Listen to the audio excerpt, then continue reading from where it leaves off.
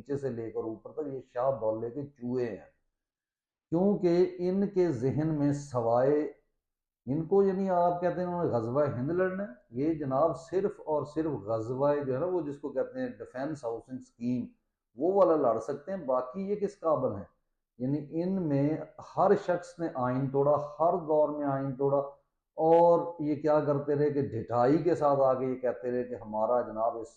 Political system میں کوئی تعلق نہیں ہے، ہم یہ کر رہے ہیں، اور وہی چیزیں آج تک جناب یہ اسلام کے نام پر، یہ جمہوریت کے نام پر اس قوم کو ڈستے آئے ہیں۔ اور ایکچوئل آپ کو بتاؤں، یہ صرف وہ قاتل نہیں ہے کہ جنہوں نے وہ قتل کیے ہیں جیسے ڈی چوک، اس سے پہلے لاہور، کراچی، بلکہ یہ وہ لوگ ہیں جنہوں نے 25 کروڑ عوام جو اس وقت ہے وہ چلتی پھرتی لاشیں ہیں، اور ان کا قتل کس نے کیا؟ انہوں نے کیا، یعنی معاشی قتل، معاشی استحصال،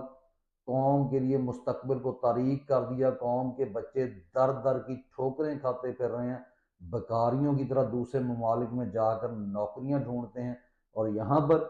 ان کی جناب جو ہے عیاشیاں پوری نہیں ہوتی ہے، ریٹائرمنٹ کے بعد بھی جاب کرتے ہیں، یہ ٹھیک ٹھاک مال بناتے ہیں، پورے ملک کا سسٹم انہوں نے اپنے چند روزہ عیاشیوں کے لیے وہ بھٹی میں جھونک دیا ہے۔